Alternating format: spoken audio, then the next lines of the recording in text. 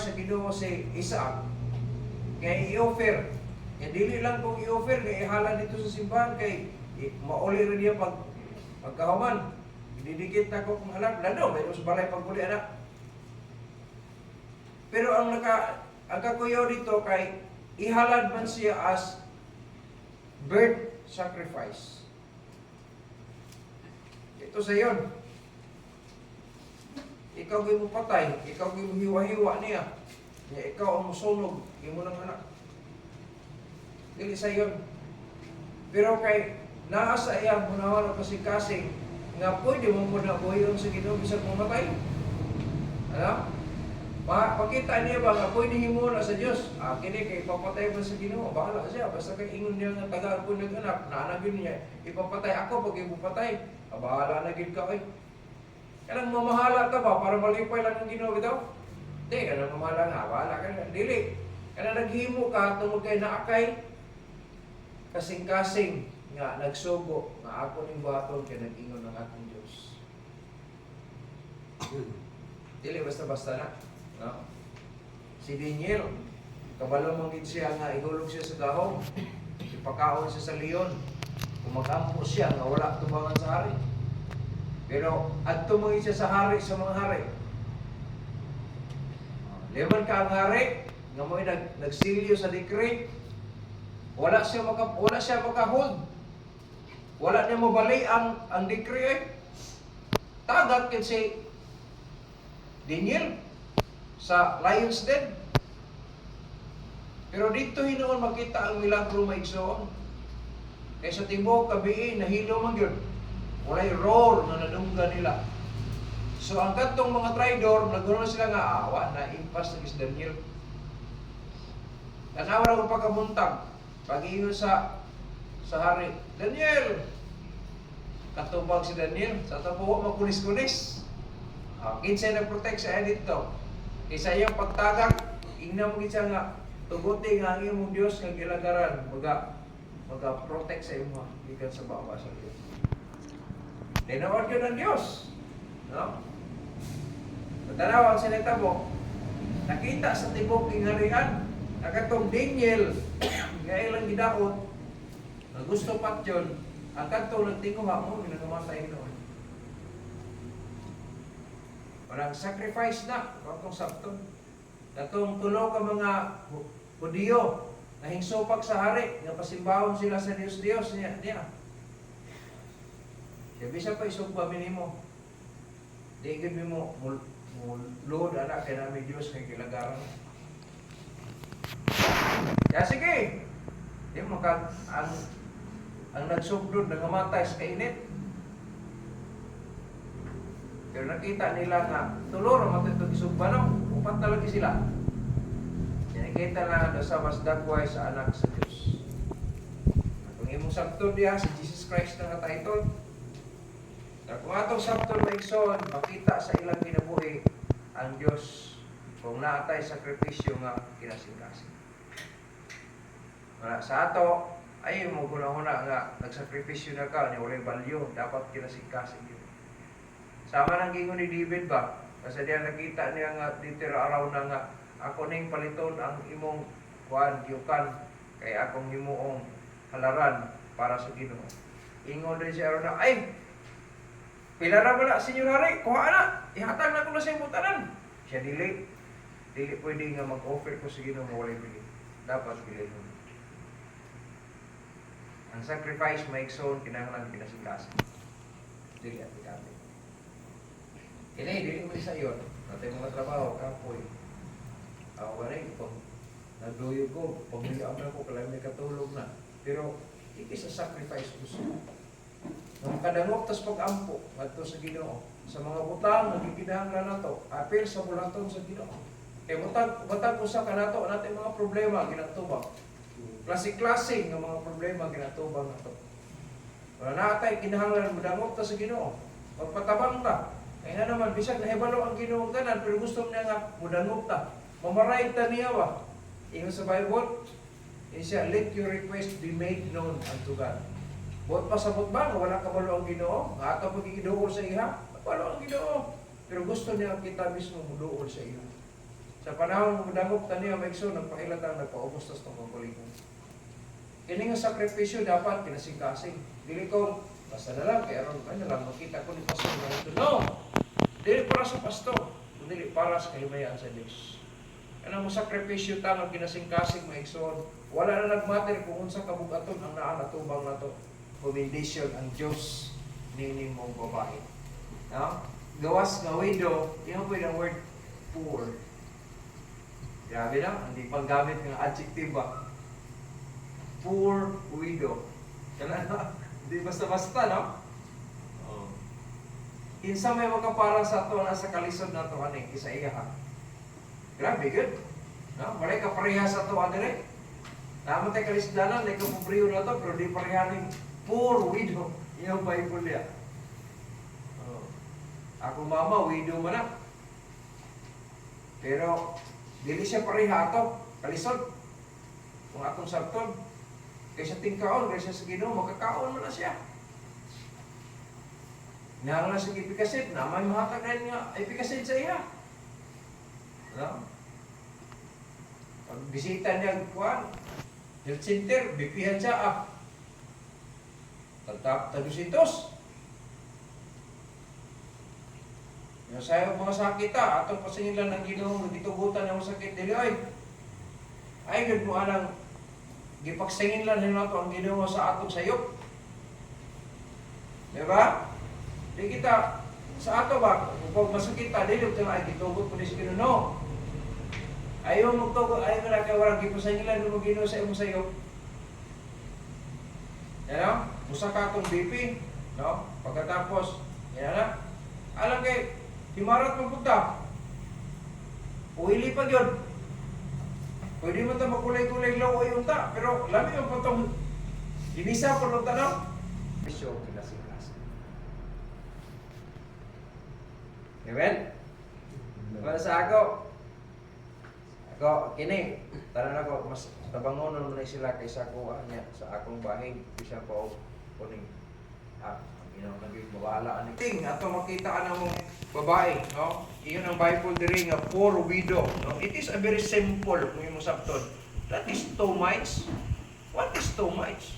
Kung atong sabton maigsoon, gamay ra gid na kayo. Pero ngano nakahatag mag-commendation ang Ginoo sa iya? Dili man sa too much lang di ay tungod ay sa kasing-kasing nga nakita na nagsakripisyo siya to. Kabalo ang Ginoo nga even her living God. But pasat apektado na iyang pagpuyo.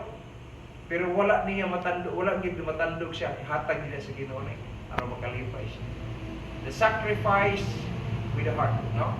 Kinahanglan nga sama niini she sacrifices with all her heart. Dapat ingon ani pod tata, no? Aron malipay ang Ginoo sa ato. Daghan na mga aspeto ang pag-sacrifice. Pwede i-sacrifice nimo ang imong panahon. Pwede nimo i-sakripisyo imong panalapi. Pwede nimo i-sakripisyo imong dungog. No? Pwede nimo i-sakripisyo imong trabaho. Pwede nimo i-sakripisyo ang whatever, no? Nga mga butang nga para malipay lang ang Ginoo. Kung atong sabton maigsoon, walay butang ang dili mahimo sa Ginoo kung tuyoon. Muna kung imong unahon ang Ginoo, makapalipay ka sa iya, lagi sacrifice ka mahitabo. But be sure, kana ang sakripisyo kinasing-kasing. Amen? Bantayan na ito na, kaya masing apil-apil lang ito overnight prayer sa sakripisyo rin eh. Ayaw, ang uban, basi maguna na, kaya na mag-istat anak ko, ay, makakao, matabi sa gulat tayo overnight prayer eh. Be sure nga nag-sacrifice ka, kinasing-kasing. Na? Alam pinaka-importante. Ikaduha, sa iyang sacrifice maigsoon is very simple. Kung imong sabton may simple ra kay gihimo sa babae. Pero struggling na oy, kung imong sabton. Ingon ang Bible sa verse 44, even her living, apektado na ang iyang pagpuyo, apektado ang iyang budget, apektado ang iyang kabutang. Pero nganong wala niya gihikaw sa paghatag ng mga butanga aron malipay lang ang Dios. Dili man ako ingon ganis sa ingon ang Bible, naghatag tong mga dato dinagko tuod, pero wala man maga-recommend ang Ginoo sa ilaha. Tuawan sa poor widow, sa gihimo niya.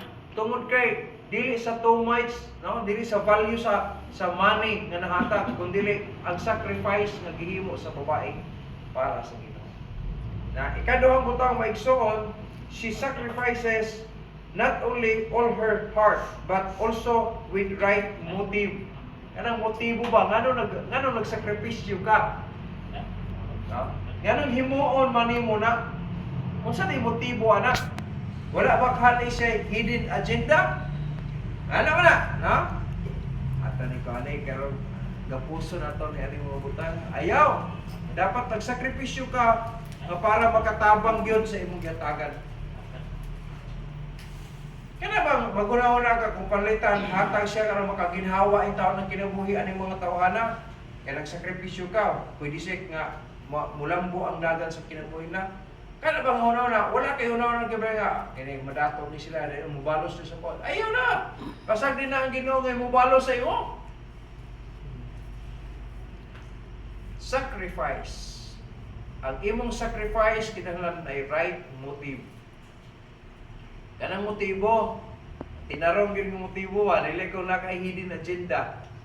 Dili ko na yung mga ipugas-pugas na yung diha kay aron, murag gitaan ba? Nasa panahon ng mukubit, nakuha niyo mo siya kay nga naman, natag-an man. Ayaw. Ayaw mo ang bait ang imong sacrifice. Dapat with the right motive. Muo ka, mutabang ka, muhatag ka, muhimo ka. Siguruhan nga kana right motive. Kaya sa panahon nga naka sa insaktong motibo, makapahimot man ka sa Dios. Kada lang paghatag sa mga offerings, kana hatag sa imong tithes and offering. Maigsoon kung dili na right motive, kay nahatag nga, yung dos pastor, mapanalangin ta.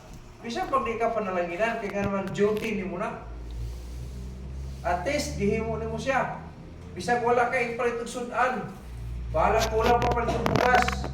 Napamang kay kapalit, kulang lang. Aw, kung di ka kapalit 1 kilo dito, malam. Kulang mo ng 1 kilo. Diba? Pero, masukot kag sa daily maigsoon, based sa akong experience, sukad, naluwas ko. Bisa pag nag-sacrifice ka, ay mga panahon na imo na lang ihatag sa uban kay mas luoy ang kahimtang nila kaysa imuha. Kaya pagkahawan, wala ka, sa kayo panihapon na po niya, no? Kasi makaila na ka, pero musugot kag sa dili, matinga na lang gid ka. Nag-prepare na ang Ginoo, labaw mas gihatag nimo. Ay mo manundong ana, kung sakripisyo ta kay imong pastor kay mag-andam na Ginoo. Bisa ko na iandam ang Ginoo sa imo. At least ang imong gihimo insakto, right motive. Eh kung right motive mo kung maigsoon, kung nagsakripisyo ka, right motive, dili ka magmahay. Dili ka magmahay. Kaya nga naman, ang imong sakripisyo na ay right motive. Insakto ng motibo. Walay sobra, walay kapi. Kaya itong una ganahan ni. Ganlang birin mo, mag-isa ka pligo. Bisa ka tunga na sa pligo, o maging abot. Out of 68, same. Wala. Bisa ka tunga na. Maigsoon, bahala din tayo lalo sa mga tao.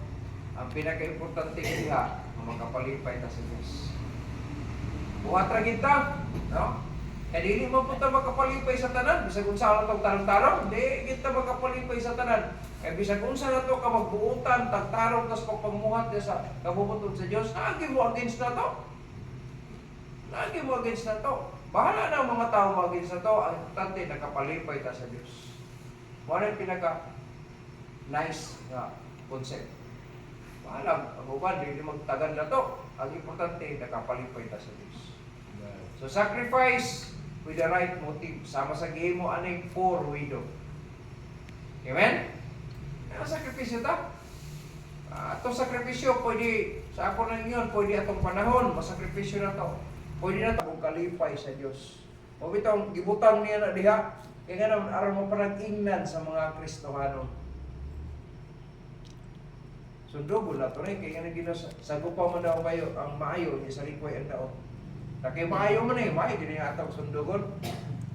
Ang sacrifice na na-right motive. Amen? Importante kayo na may son. Kaya na nagsakripisyo ta na maayo ang atong motibo. Ikatulo, Ikatulo, sa verse 44, makita na to, for all they did cast in of their abundance. No? Katong ba, naghatag sila sa sobra-sobra nila. No? But she of her want, sa iyang kalisdanan ha, did cast in all that she had. Nahatag pag inabisag na yung kalisdanan niya. Nahatag niya. Nga naman kaha, nabisan ang iyang ipalitay og bugas, bisan pa ang isudan, or kasi pamiliti baka to, unay anak yung nag-eskwela, tuition, basta kay gastuhanan ba sa iyang mga gikinahanglan. Pero nga nung nahatag niya to, gawas nga na sa right motive, gawas nga na sa kinasingkasing, no? Kanang with all her heart, ato makita niya maigsoon kanang sacrifice niya tungod na sa pagtuo. Diha na makita maigsoon kung tinuo ta magtotoo sa Dios. Kanang atong sakripisyo, kanang naglihok ta nga walay sobra kapin, no? Walay utang, walay kanang sobra, walay kulang, tungod kay kanang imong gihimo, tungod kay nagtuo ka. Parehara ko na sa kanang muhatag ng tithes and offering. Anong mahimo mong kunin tithes and offering? Bisan pag dili ko panalanginan sa Dios, kaya nga naman, nagtuo ko ang Diyos, nagsuko man ani. Kaya no? Bisan pag, kanpra kang Joba, na bisan pa kaupatyon ko sa Ginoo, mga lagan ko niya. Kana ba? Kanang wala kay hunahon na bitaw ka advantageous para sa imuha. Gihimo nimo para sa kalipay sa imong gilagaran. Kana may pinakanindot. Indot gyud kayo, no? Kung sabton. Na ito mga instances, action. Muna siya ang pruiba sa imong pagtuo. Kaya kini mong babae may ison, tinuon din sa Ginoo. Kaya bisan pa apektado ang iyang living, ingon ang Bible. Ako, nagtuo ko ani ba? Kini kayong kamay ison, gibless mo pag-ayo mo sa Ginoo mo ni. Pinaagi sa 2 mites niya na sacrifice. Nagtuo ko kining porwido, nagisgutan diri sa chapter 12. Nagtuo ko na kini siya, hindi lang ito pa niya, dampo ba? Kaya wala magi ako nakita maigsoon na nakapalipay sa Ginoo na uyayon. Wala. Sa akong observa, basahon pa rin mo ng Bible, ang katong mga nagtarong diri sa Ginoo, nag-blessing nila. Nag-blessing. Di ka thank you sa Ginoo ba? Nagtarong ka, I thank you. Ano ka, dili ka ingon sa Ginoo. Ingon na po siya, buktian gid niya. Hindi mo niyo. Nung muhatag ka, mutabang ka, kanang musakripisyo ka, dili aron kay balikan ka, ayaw. Sagdi na ang Ginoo. Pareha sa gihimo ni Job ka, bisan pagpatyon ko sa Ginoo, mga lagad gyapon ko niya. Kana ba nga pagtuo man na? Kita bisan di ta panalanginan sa Ginoo, mohimo makalipay lang ta sa Ginoo. Ako nagtuo ko nga lagi ka ingon sa Ginoo, thank you. Wala pa ko nakita sa Bible diha nga nagtarong sa Ginoo. Ang naghatag niya, wala hatagi sa Ginoo.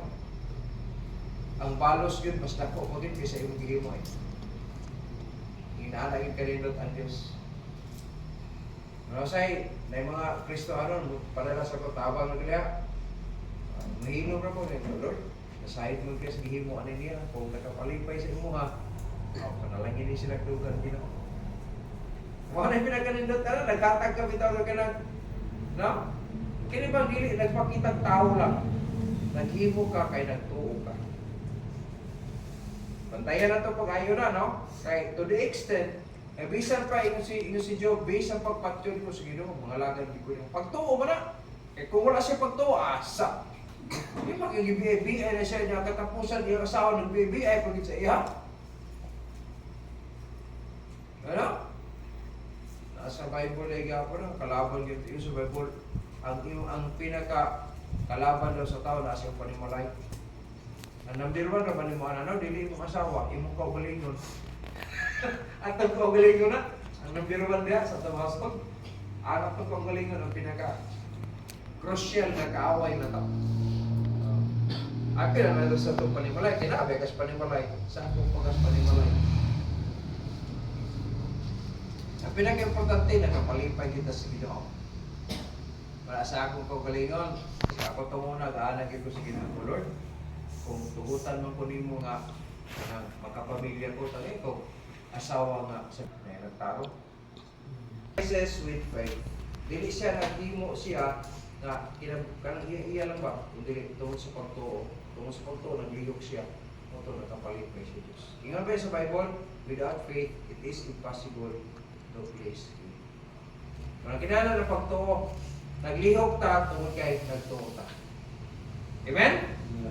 So katapusan, sa atong, kung imo sabton maikson, again sa 44 gyapon, iyon sa Bible, for all day, verse 44, even, no? Even all her living. Apektado din ang pagpuyo, pero tungod sa iyong pagsalig sa Ginoo, hihil mo, bigyan. Unang, patay na ni maikson, dugay na kayo namatay ng poor widow. Dugay na kayo ng widow's mite. Pero ikapilatan na generation, nakaangkol po sa blessing pinagi sa iyo. Kita, matapos po sa kalibutan, kung naataan ang klase ng sacrifice, with our hearts, with the right motive, with faith, and with trust, ay so nagtuo ko. Bisag wala na taning kalibutan, na nagsunod na ito, makainumdum gyapon sila sama ng widows umay. Kaganto mga tawanan, pag matag ito, dili ito mo basta na lang, dili. Kaya nga naman, dili ko ito mamuiboy. Ngayon ito, kailan ito mag-give you, wala kay give you. Sa dila na nag-term, anak, nailaha, kita dili na anak. Pag nagkatag-hatag. Amen? Ay, ano ko na? Tabang ta, tabang. Ang pagtabang na to, bisa sa atong oras, bisa sa atong kapoy, hago, atag. Tibo. Isa lang din ang tumong, makapalipay lang dito sa Diyos. Pahalang kita manoon ng kalibutan. Pahalang kita daghan kwartaan ng kalibutan. Tugutan mo ta sa Ginoo nga pilan tang dinaghan ng mga kwarta. Sige, atong gamiton sa isa kong pamali.